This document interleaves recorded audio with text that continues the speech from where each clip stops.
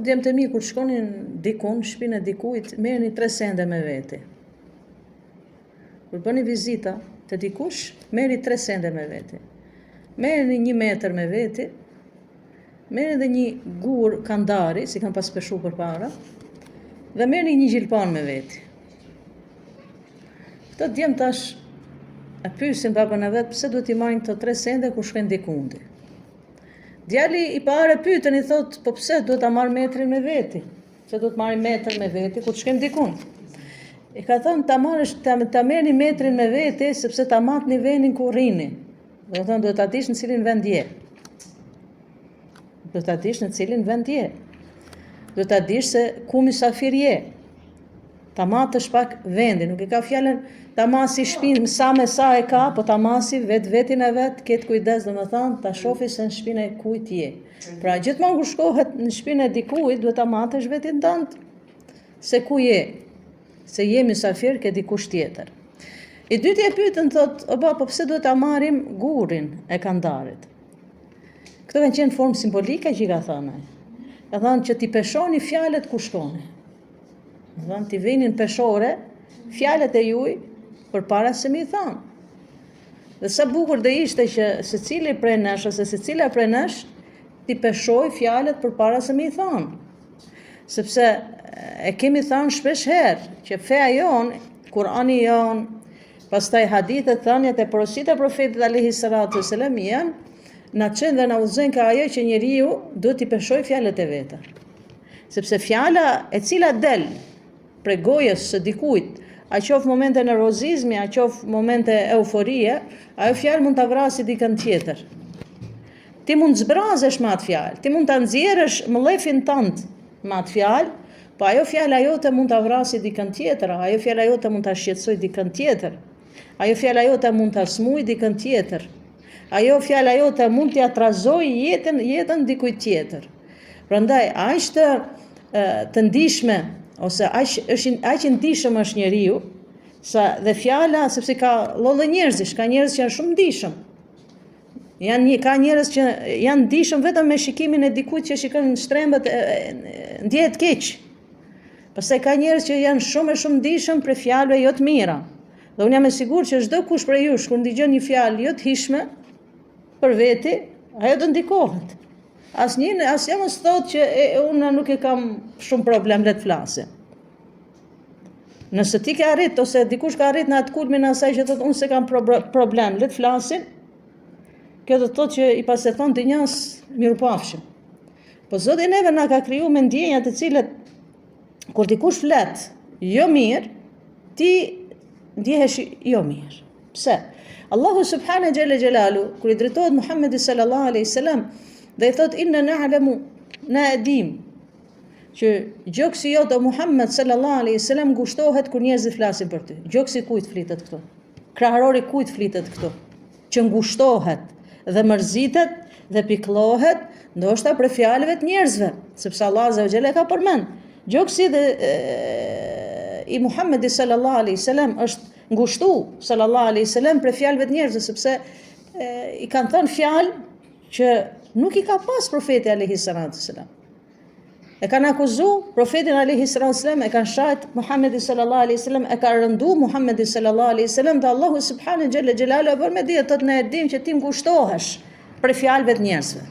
Pra kur është ngushtu Muhammedi sallallahu alaihi wasallam, dhe çka grade ka Muhammedi sallallahu alaihi wasallam, që është bejgamberi i Zotit, megjithatë është ngushtu për fjalëve të njerëzve, Allahu subhanahu xhella xhelalu inkurajon që ti vazhdo dhe bëj tesbi, bëj dhikr, lutju Allahut, bjerë sejdë Allahut, kjo është terapia më e mirë ndaj fjalëve të njerëzve.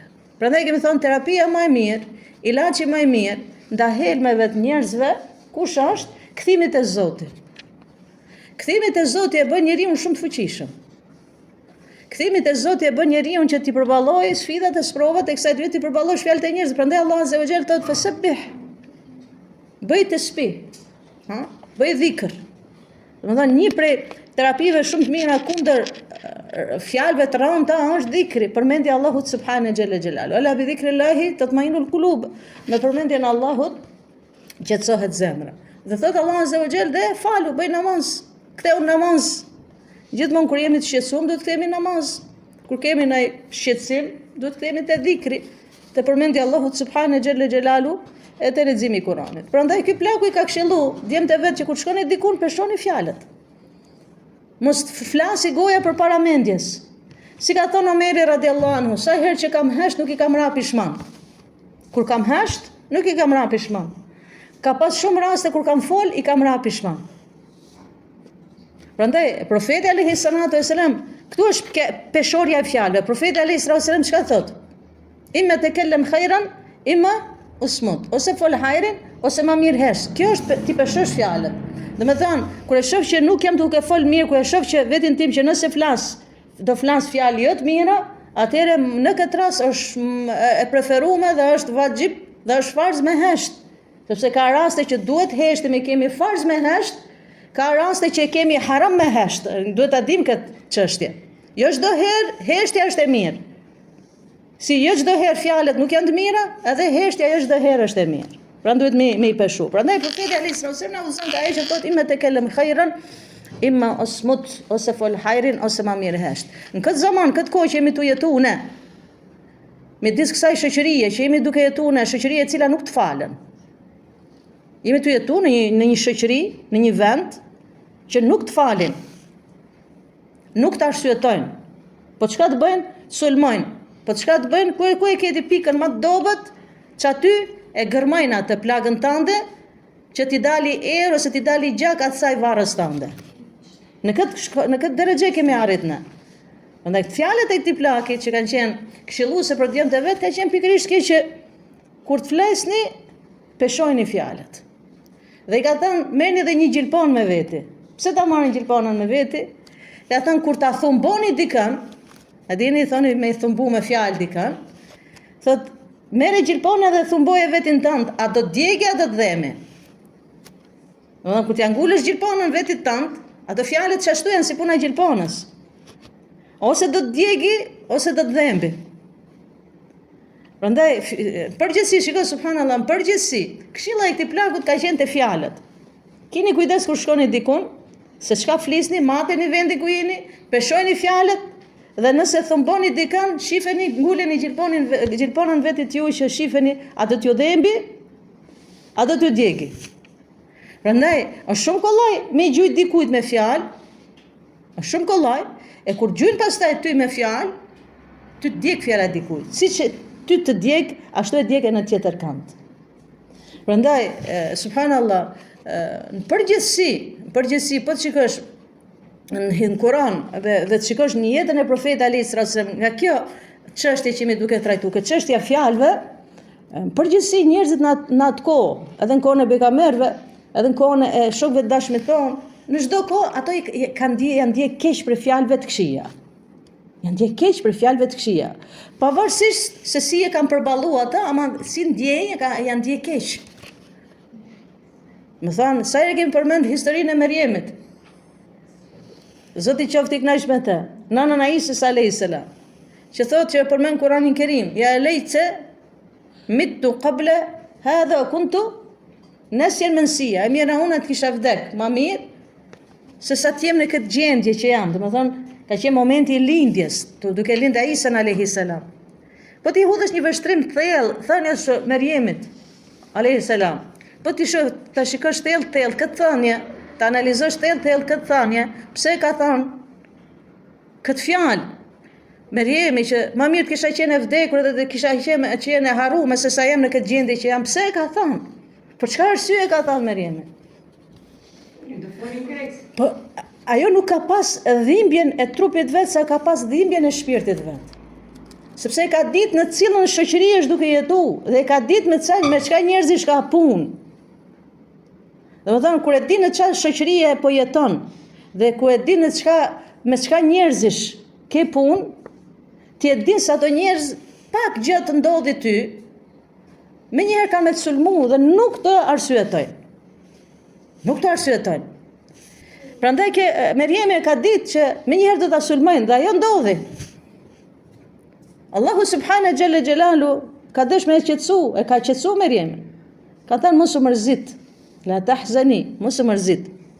Hapi, forcohu dhe mos u mërzit. Çka do thot? Allahu subhanahu jalla jalalu nuk kam i lënë gojët e këshia që ta njollosin emrin tënd. Është vetëm femën që është përmend Kur'anin Kerim me emër. E vetja femër Kur'anin Kerim që përmendet me emër Maryam. Është vetëm femër që Allahu subhanahu jalla jalalu e ka përmend Kur'anin Kerim numrin e sejdave që ne bëjmë ditë.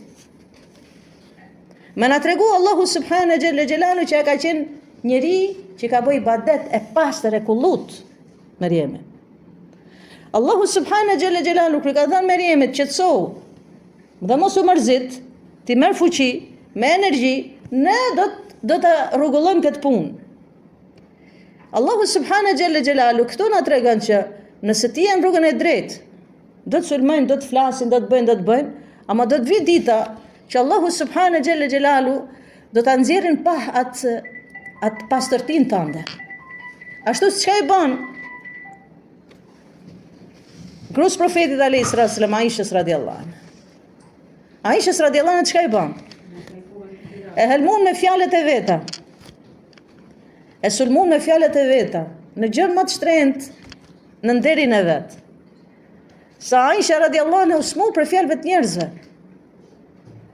Usmu, mjeraj për Zotin e Madh, mjeraj dhe mjeraj ajo, të cilët e bën dikën me gjuhën e vet, e bën dikën mos ta bëj gjumin rahat. Mjeraj të Allahu subhanahu jalla jalalu dhe mjeraja, të cilët e bën dikën që mos ta bëj gjumin rahat dhe ja trazojnë jetën e vet dhe ja trazojnë gjumin e vet. Mirë ato për Allahu subhanahu jalla jalalu. Dhe kemi kujdes. Kur profeti alayhis salam na e bën me dije ka thënë gjuhën, ta ruajmë gjuhën. Belaja e kretë këshijave është gjuha. Prandaj Musa alayhis salam kur i ka thënë Allahu subhanahu jalla jalalu, çka i ka thënë Allahu azza wa jalla? Ja Rabbi, ndali njerëzit më të folin njerëzit për mua. A shlot për fjalëve të njerëzve, kanë sulmu njerëzit. Ka thënë ja Rabbi, ndali njerëzit më të folin njerëzit për mua. Pa andalet gjuha e njerëzve. Andalet fjalët e njerëzve. Prandaj ne këtë ajet kuranor që shpesh e lexojmë, do ta dimë qartë që Allahu subhanahu wa taala çka thot, ma yantiqu min qawlin illa ladayhi raqibun atid. Çka fjalë folën kemi qyrës Allahu subhanahu jalla jalalu. Ne harrojmë këtë fakt, astaghfirullah. Ne harrojmë se çdo fjalë që nxjerrim, Allahu subhanahu jalla jalalu i ndigjon, Allah azza wa jall i regjistron dhe ditën e kiametit kanë u shpalos ato fjalë. Po të jetë vonë, mira pishmana, në atë vakët në atë dynja, biri pishman sa dush, bëj istighfar sa dush ditën e mahsherit. A ka dobi istighfari ditën e mahsherit? A ka dobi istighfari në zjarrin e xhehenemit? Kur do hyjnë njerëzit në xhehenem, Zoti na ruaj. Do thotë ja Rabbi na fal, a ka dobi më istighfari? Nuk ka më dobi istighfari në xhehenem. Se me qenë kishe pas dobi istighfari në xhehenem, s'kishe me ngel kërkush në xhehenem më. Prandaj Allahu subhanahu jalla jalalu kur na thot në Kur'anin Kerim dhe na drejtohet që të kemi kujdes kur flasim, kemi kujdes me i rëndu njerëzit, kemi kujdes me i sulmu njerëzit pa drejtisht, pa të drejtë, kemi kujdes me i paragjiku njerëzit dhe paragjikimin e ka bëj gjuna, me na tregu se kjo gjë është shumë e rëndë. T'ja ndrydhësh dhe t'ja vrasësh, t'ja sulmosh njeriu të ndjenjat e veta, ta vrasësh në shpirtin e vet është shumë rëndë. Prandaj e kam thënë te surja Abasa wa Tawalla, që fillon surja Abas kur i shkon Muhamedi sallallahu alaihi wasallam, Abdullah ibn Mektumi, i shkon Muhamedi sallallahu alaihi wasallam, ka qenë i verbër. Kërkon për Muhamedi sallallahu alaihi wasallam të përgjigjet një pyetje. Muhamedi sallallahu alaihi wasallam ka qenë i angazhuar me parinë e kurejshve në atë vakt, me ato që kanë qenë paria, por nuk kanë qenë musliman, nuk kanë qenë besimtar, o morë me ato t'i kthej, dhe më thonë t'i tharasin fe, në atë moment ndërhyn Abdullah ibn Mektumi, i verbër ka qenë. Profeti alayhis salam aq i angazhuar ka qenë me ato se ka kthy shpinën, dhe më thonë, është duke u marrë me këta. Abdullah ibn Mektumi, a e ka pa që Muhammedi sallallahu alaihi wasallam ja ktheu shpinën? Abdullah ibn Mektumi, a ka pa Muhammedi sallallahu alaihi wasallam që është morol pak se është duke u marrë me parin tjetër, nuk e ka pa. Ka qenë i verbër. Megjithatë, Allahu subhanahu jalla jalalu e këson Kur'anin Kerim thot abasa wa tawalla an ja'ahu al-a'ma. Allah azza wa jalla thot abas, umrol pak wa tawalla dhe u kthy. Abdullah ibn Maktumi nuk e ka pa Muhammedin sallallahu alaihi wasallam. Megjithatë, Allahu subhanahu jalla jalalu ne muslimanëve na edukon, me na bë tërbije, me na eduku që edhe sikur mos shohë ai person, nuk lejohet më bë ai veprim. Prandaj motrat e mia, ja kam thënë dhe them, çështja e Islamit nuk është vetëm namazi, edhe kushtet kryesore të Islamit. Islami është shumë i gjanë. Islami është jetë. Prandaj kur flet Allahu azza wa jall, pastaj kur na tregon Muhamedi sallallahu alaihi wasallam me rujt gjuhën tonë, me rujt gojën tonë, sepse ndoshta ne bëjmë punë të hajrit dhe prishim me gojën tonë. Sa sadaka ipen me dorë dhe prishen me gojë. Sa haxh shkon njeri, gjithat angazhim, gjithat mundim, gjithat lodhje dhe shpenzime ekonomike dhe shpenzimet pareve dhe mund ta prishi me gojën e vet. Sa mund ta gjenoj njeriu dhe e prish me gojën e vet. Sa herë mund të shkojë njeri në xhami dhe mund ta prishi me gojën e vet. E lexon Kur'anin dhe e prish me gojën e vet. Prandaj në kohën e Profetit alayhi salatu wassalam, ta përfundoj me këtë, kur ka qenë një femër, një gru, të cilën e kanë lavdruar shumë në mexhlis. Ka thënë ja Rasulullah, fulania shumë ibadet bën. Namaz lije, lexon Kur'an, jep sadaka shumë, domethënë shembull është për të marrë. Mirë për ka thënë ja Rasulullah ka një të keqe. Thot komshiat e vet nuk i lën rahat, domethënë i ngucën komshit e vet, i ngacmon komshit e vet, nuk i lën rahat komshit e vet. A me dorë me gojë Allahu alem, ndoshta në gojën e ka pas gjatë, Allahu taala alem. Ka thënë profeti alayhi salatu wassalam, në xhehenem ka më shku. Ja Rasulullah, ka thënë profeti alayhi salatu wassalam, xhehenem, ama ku shkojnë namaz, agjenim, kret, tespi, lexim Kur'ani, garën për xhamia, vrapo këtë. Ja Rasulullah, pse në xhehenem? Komshie nuk e ka lënë rahat, gjuha e saj nuk e ka lënë rahat. Kur kam përmend dikën tjetër që ndoshta nuk bën shumë namazet nafile, po namazet e vet, po ibadetet e vet, a shikon punën e vet, nuk e ngacmon njëri, kërkan ka dhënë në xhennet ka më shku. Subhanallah. A shifni si është Islami janë? Dini janë? Prandaj këto fjalët e nasihatet e këshillat e këtij plaki për djemtë e vet janë pikërisht në mënyrë figurative që kur shkosh dikun, ruaje matë vetin tant, mati peshoj fjalët e tuaja dhe mos hidh kunja dhe spica njerëzve, se do ka me djeg ato kunjat edhe spicat edhe ty një ditë tjetër. Allahu taala ala. Subhanallahu wa bihamdika, ashhadu an la ilaha illa anta, astaghfiruka wa atubu ilaik. Zoti ju shpërblet. Zoti ju dhon të mira.